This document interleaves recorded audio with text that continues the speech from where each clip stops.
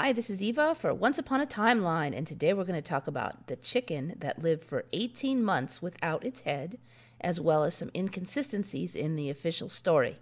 Okay, so here is the story. Supposedly, somebody was going to have chicken for dinner and attempted to chop off the head, and there is the head, but yet the chicken body refused to die. Later, they went out there, and the chicken was still standing without its head. And here are supposedly the images of the chopped off head and the chicken body. And this chicken was said to have lived for 18 months. So obviously, it would have needed food. And the story is that he put little droppers of food into the neck region so that it could survive on that food. Now, the first inconsistency I see here is this. Okay, so you see here, this is the chest region of the chicken. So it looks like it got cut off at the chest. And then you see this little head here. So does the head snap on right where the chest was? It doesn't look right to me. The second issue is how come this didn't get infected? You have a constant open wound here. How come infection didn't get down into the middle of the bird right away and it die? I just can't see people walking around or birds walking around for months with these open wounds, dirty outside region, and still not get sick. But that's the story. Supposedly, part of the reason that a chicken can live without its head has to do with its skeletal anatomy, according to Dr. Wayne J. Kuntzel, a poultry physiologist and neurobiologist at the University of Arkansas. The skull of a chicken contains two massive openings for the eyes that allow the brain to be shoved upward into the skull at an angle of around 45 degrees.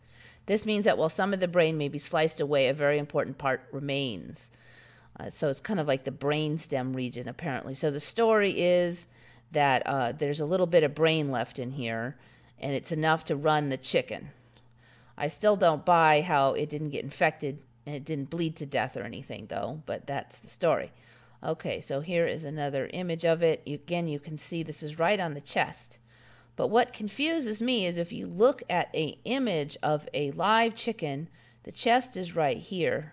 You see him holding this piece here. Where is all of this neck region in here? It looks like about a third of the neck is missing.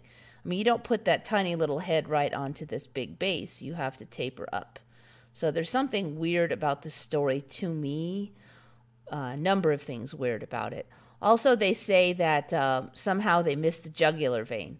So if you look at the bird head here, so supposedly he must have cut up here because this jugular vein comes all the way up to there. So in order to miss the jugular, you'd have to hit right here. But what confuses me about that is, I mean, you have this mass of blood coming here. If you hit right up here, I mean, that blood is still pumping through that general region. You may not have technically hit the jugular, but there has to be a massive ton of blood flow right here at the end of the jugular. So even if you didn't hit it, there should be a huge bleed out. And if anybody that ever has gotten injured on the head should know that the head region bleeds a lot. So I don't really get how that didn't bleed to death. But anyway, so that's the story. That they cut it here, even though it looks like down here, and that is why it lived for 18 months. And then if you look back at the story, Mike was fed with liquid food and water that the Olsons dropped directly into its esophagus. Then they would also clear the mucus with a syringe. Supposedly the day he died, they had misplaced the syringe and they weren't able to keep it cleared, and that's why he died. Before I was hearing that he choked on a corn kernel, but I mean, it wouldn't have been very smart to drop a corn kernel down there, so I don't know. But now lately I'm seeing mostly this story about the lack of syringe, so that's a little bit of a morph in the story. So you might think this is kind of a one-shot deal and supposedly happened long ago, over 70 years ago. But what's interesting is just a few months ago, there's supposedly another one. Headless chicken still standing a week after being decapitated is adopted by vet who drops food down its neck. This one seems to have a little bit more neck, but not much. I mean, this one is a little closer, but still it's a pretty thick area to imagine that there's any brain left. If there is brain left, it is right on the top here. And somehow it didn't get all infected. Somehow this brain is still functioning. Blood is still getting there. I just don't see how you could slice open the brain and then just have it heal over and still function. So the whole story is just so weird. But supposedly this vet has adopted this chicken, and there it is kind of standing there. I guess that's all you do when you don't have a brain, or you don't have much of a brain. I mean, like, how would that still be functioning there? I just don't get it. And also, it turns out that's not the only contemporary story of a headless chicken living. If you look online, you can find quite a number of them. This one here, decapitated chicken refuses to die, still alive a week after losing its head. This one is in Thailand, and they show the image here. So it's walking around fairly normally. And they will show him feeding it with a syringe here, I think, in a second.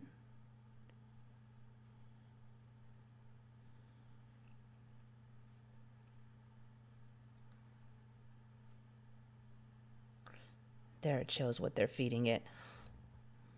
Oh, a little bit more.